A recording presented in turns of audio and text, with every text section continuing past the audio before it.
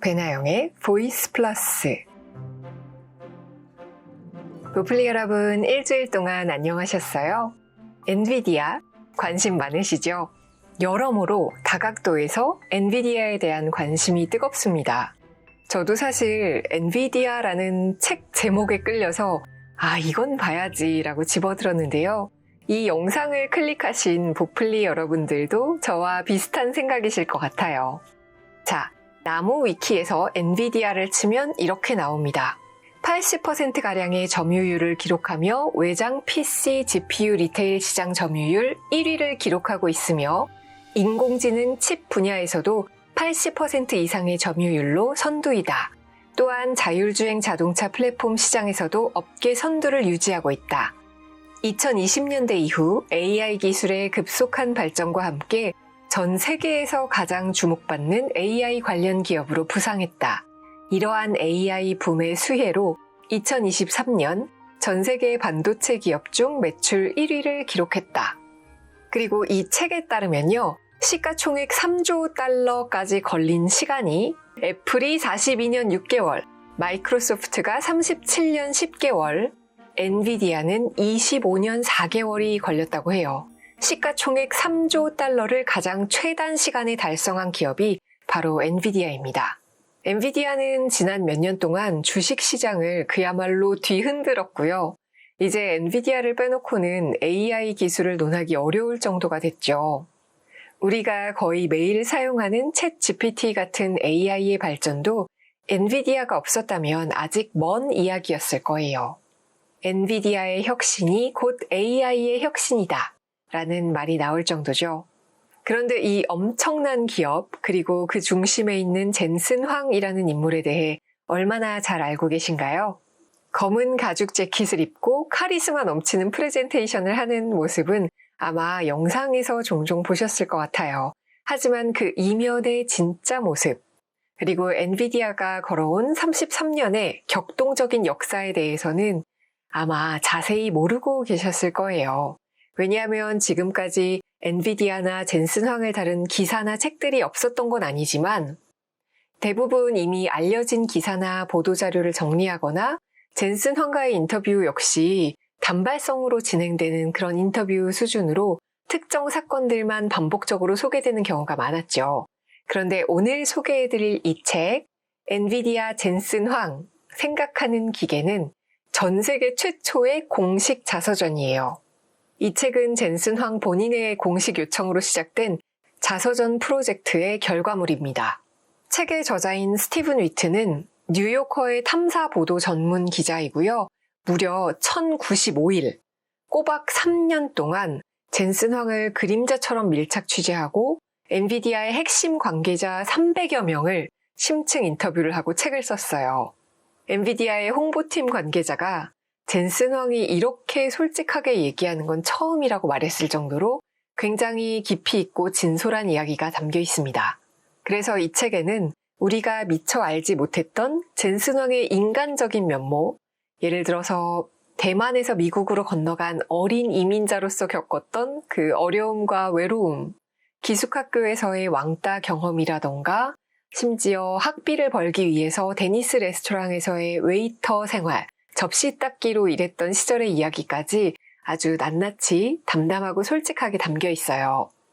그랬던 그가 어떻게 수많은 위기를 극복하고 오늘날 시가총액 세계 1위 기업의 CEO가 될 수 있었는지, 이 젠슨 황의 불굴의 의지와 꺾이지 않는 뚝심을 엿볼 수 있는 책이고요. 이런 배경에서 이런 마인드로 살았기 때문에 이런 결과를 가져왔구나, 책을 읽으면서 이해할 수가 있었어요. 또 엔비디아가 어떻게 지금의 독보적인 위치에 올랐는지 그 결정적인 전환점, 담대한 전략들이 마치 한 편의 드라마를 보듯이 생생하게 그려집니다. 네, 진짜 책 자체가 굉장히 재미있고 흥미진진해요. 저는 처음에 책의 두께를 보고 엔비디아라는 기업의 설명이 좀 지루하진 않을까. CEO의 자서전이라니까 그냥 다른 경영서처럼 딱딱하진 않을까 싶었는데요. 본문 자체의 내용이 워낙 드라마틱해요. 그래서 젠슨 황이라는 주인공의 어린 시절에서부터 승승장구하는 성공하는 스토리 있죠. 이게 진짜 드라마나 웹소설을 보는 기분이었어요. 근데 뒷부분에서 번역자님도 책을 읽으면서 소설을 읽는 기분이었다고 쓰셨더라고요. 그래서 책의 두께에 비해 너무나 술술 앉은 자리에서 읽을 수 있었던 책입니다. 조금 더 깊이 있게 엔비디아를, 젠슨 황을 알고 싶으시면 책을 직접 읽어보시면 좋겠어요. 일단 책이 생각보다 너무 재미있고요.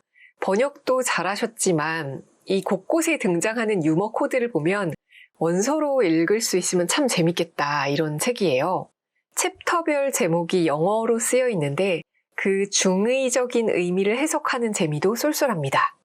그리고 젠슨 황과 엔비디아가 성장하는 과정에 곁들여지는 그 실리콘밸리의 상황이라던가 다른 기업들의 흥망성쇠라던가 전체적인 시장 상황을 엿볼 수 있는 것도 좋았고요. 특히 게임을 좋아하시는 분들이라면 추억의 게임들을 떠올리는 시간이 되면서 더 흥미롭게 읽어보실 수 있을 것 같아요. 그리고 지금까지 AI의 발전 과정뿐만 아니라 앞으로 AI가 그려낼 미래에 대해 관심 있는 분들, 투자 종목으로서의 엔비디아에 관심이 있으신 분들께도 이 책을 한번 읽어보시길 추천드려요. 워낙 방대한 책이어서 한 챕터씩 요약을 하기보다는 책에 대한 전체적인 요약 및 소개를 해보도록 할게요. 좋아요, 구독, 알림 설정 언제나 감사드려요. 엔비디아 젠슨 황, 생각하는 기계, 스티븐 위트 지음, 배구진 옮김, RHK. 이 책에는 엔비디아의 첫 제품이 얼마나 처참하게 실패했는지부터 초기 GPU 개발 과정에서의 우여곡절이 자세하게 들어가 있어요. 모두가 미친 짓이라면서 외면했던 병렬 컴퓨팅과 신경망 기술에 대해 설명을 하고요.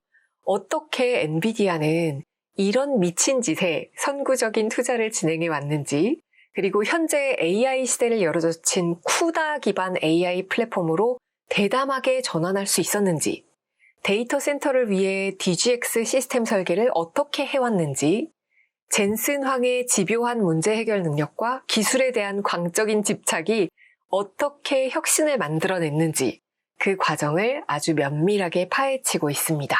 엔비디아는 시가총액 3조 달러라는 성공을 이룬 기업이죠.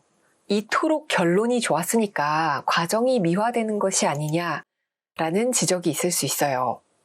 사실 저는 스티브 잡스의 자서전을 읽을 때 스티브 잡스의 실망스러운 면모가 자서전에 그대로 담긴 걸 보면서 혁신을 이끌어내는 능력과 인간미 넘치는 사람이 되는 능력은 다르구나. 애플은 좋아할 수 있어도 스티브 잡스를 존경하긴 어렵겠구나 싶었거든요. 마찬가지로 젠슨 황을 다룬 이 책을 보면 와, 정말 대단한 성구안이다 싶으면서도 이 젠슨 황의 부족한 인간적인 면모 때문에 살짝 당황스럽기도 해요. 저자가 마지막 인터뷰를 하고 나서 쓴 챕터를 보면 인터뷰 때문에 같이 앉아 있으면서도 마음에 들지 않는 질문에 화를 내면서 답하는 젠슨 황의 모습에서 저자와 같이 당황스러움을 금치 못하게 돼요. 이 장면에서 젠슨 황의 분노라는 그 유명한 말을 실감할 수 있었어요. 그리고 젠슨 황이 생각하는 AI에 대한 무한 긍정에 대해 저자와 같은 심정으로 걱정을 하게 돼요. 반면에 또 젠슨 황이 이런 사람이기 때문에 엔비디아를 이만큼 성장시킬 수 있었겠다 싶기도 합니다. 어쨌든 결론이 좋았기 때문에 과정이 미화되는 것이 아닌가.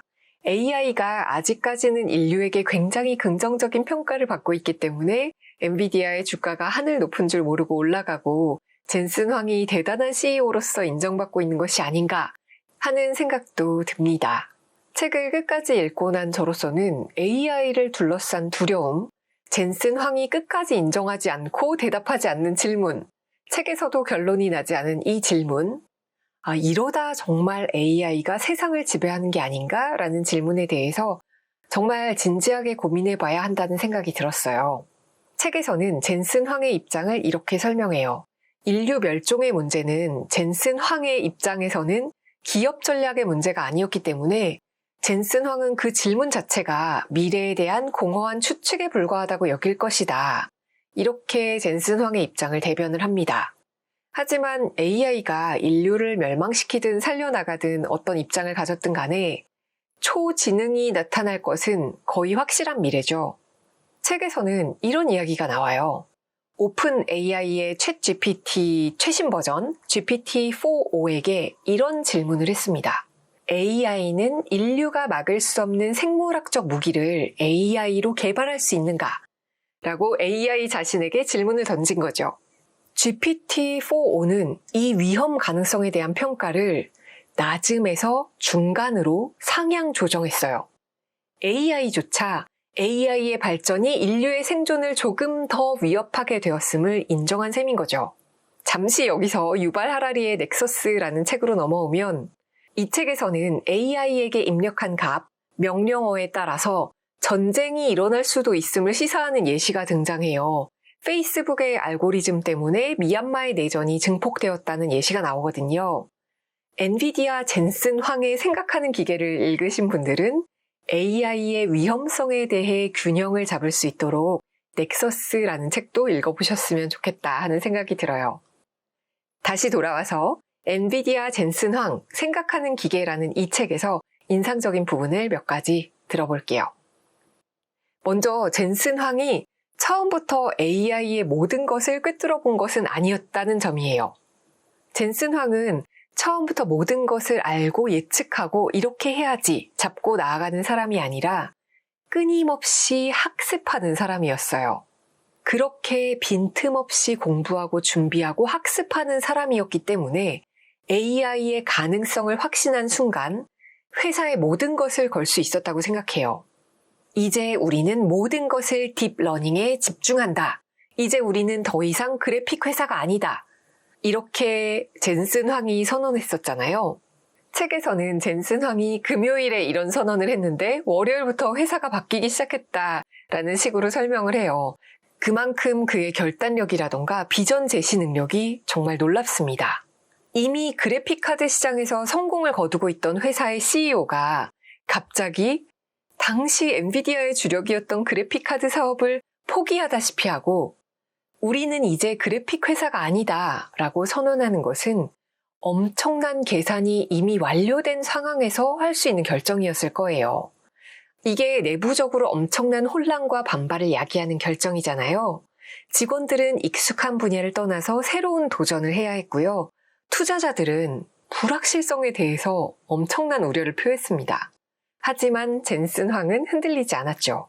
저는 이 대목을 읽으면서 굉장히 여러 갈래로 흘러가던 물줄기가 한 곳으로 모여들어서 어마어마한 호수를 만들어낼 때 이 물줄기가 바다로 흘러들어가는 것은 참 자명한 일인데 어디에 댐을 지으면 가장 파워풀한 수력 발전을 할 수 있을까 고민하면서 계속해서 댐을 짓기 위한 설계도를 업그레이드 하던 중에 여기구나. 이렇게 무릎을 탁 치는 순간이 오게 된 느낌. 그래서 바로 그 자리에 댐을 짓기 시작한 느낌이었어요. 그동안 쌓인 수많은 설계 데이터가 없었다면 불가능했을 결정이라는 거예요. 제 비유가 적절했나요? 또한 실리콘밸리의 기업 사냥꾼으로 불리는 스타보드 밸류로부터 경영권을 위협받는 순간이 있었죠. 이때도 젠슨 황은 자신의 신념과 회사의 미래를 지켜내는 리더십을 발휘합니다. 그가 끝까지 포기하지 않았던 병렬 컴퓨팅 기술은 당시 시장에서 성공률 0%라고 불릴 정도로 어려운 분야였어요. 젠슨 황 스스로도 이렇게 말했죠. 우리가 등장하기 전까지 병렬 컴퓨팅의 성공률은 0%였어요. 말 그대로 0%였습니다. 이를 사업화하려던 사람들은 모두 실패했습니다. 이렇게 인정할 정도였으니까 외부의 회의적인 시선은 물론이고 내부적인 불안감도 상당했을 거예요. 그런데 왜 젠슨 황은 모두가 실패한 기술에 회사의 명운을 걸었을까요? 그 이유는 아무리 인기가 없더라도 찾는 사람이 0에 수렴하더라도 그 분야의 유일한 시장 플레이어가 엔비디아이기 때문이었어요. 시장에서 유일한 플레이어가 되는 것이 중요한 이유는 제가 전에 소개해드린 책 10배의 법칙에도 나와 있죠. AI 기술의 핵심인 병렬 컴퓨팅은 성공한 적이 없을 정도로 어려운 기술이었고 학계에서 연구하던 신경망 연구는 시대에 뒤떨어진 기술로 평가받는 상황이었어요. 그래서 대부분의 기업과 투자자들이 외면했던 이 두 가지 기술에 젠슨 황은 엔비디아의 미래를 걸었습니다. 당장의 수익성이나 인기도보다는 장기적인 관점에서 누구도 넘볼 수 없는 독보적인 기술적 우위를 점했어요. 그리고 그 시장을 지켜내는 것이 얼마나 중요한지 꿰뚫어 본 거죠. 젠슨 황은 남들이 가지 않는 길, 어려운 길을 선택했지만 그 길이 결국에는 엔비디아를 유일무이한 존재로 만들 것이라는 비전을 가지고 있었던 거예요. 월스트리트의 한 애널리스트는 이렇게 평가했죠. AI 분야에서 전쟁이 벌어지고 있는데 엔비디아는 유일한 무기상이다 라고요. 회사가 망할 위기에 처했을 때도 젠슨 황은 이 기술들이 언젠가 중요하게 쓰일 것이라는 걸 직관적으로 알고 있었던 거예요. 젠슨 황을 두고 정말 운이 좋은 사람이라고 말하는 사람들도 많죠. 시대를 잘 만나서 AI 시대가 되어서 그가 하드웨어를 잘 팔아먹고 있다라고 말하는 사람들이 있습니다. 그런데 책을 읽어보면 젠슨 황은 그저 운이 좋았던 사람만이 아니라 현재의 기술로 무엇을 할 수 있을지 생생하게 그려낸 사람이에요. 그리고 그걸 현실로 만들어낸 세계적인 수준의 엔지니어이자 비전가입니다. 심지어 책에서는 엔비디아가 하드웨어를 판매하는 회사가 아니라 소프트웨어를 판매하는 기업이라고 설명하죠. 그 부분도 재밌었어요. 젠슨 황이 그저 운이 좋았다고 말하기에는 그가 기회를 잡기 위해서 오랫동안 준비한 기간이 꽤나 깁니다. 그러니까 구글, 애플, 인텔 등이 자체 칩 개발에 나서는 상황에서도 범용 칩 시대를 예견하면서 외부 파운드리를 활용한 유연한 생산 전략을 추진했던 그의 냉철한 비즈니스 감각이라던가 회사의 위기 상황에서 에뮬레이터를 도입해서 기존 방식을 과감하게 생략함으로써 신제품 출시 주기를 6개월로 단축시킨 그의 유연한 실행력, 그 전환 능력에 더 초점을 맞춰서 그의 능력을 평가해줘야 하지 않을까 싶어요. 그리고 또 책 속에는 완벽에 가까울 정도로 까다로운 인재 개발 전략이라던가 강도 높은 노동시간이라는 악평 속에서도 초창기 직원은 물론 그 자녀까지 함께 일하게 만드는 리더십. 이 책 속에서 보여주는 젠슨 황과 엔비디아의 일대기가 굉장히 흥미진진합니다. 스티브 잡스는 스마트폰 시대를 열었고요. 일론 머스크는 전기차 시대를 열었죠. 오늘의 AI 시대와 향후 우리가 마주할 놀라운 세상은 바로 지금 젠슨 황이 만들어가고 있습니다. 미래의 비전을 고심하는 경영진이나 치열한 경쟁 환경에서 우위를 확보하고자 하시는 분들, 그리고 AI 시대의 흐름을 읽고 현명하게 투자하고 싶은 분들, 이런 분들이라면 이 책을 통해서 젠슨 황의 미래를 읽는 힘을 벤치마킹해 보시면 좋겠어요. AI와 함께 살아갈 세상을 상상하는 한 주 되시길 바라요. 우리는 다음 주에 만나요. 안녕.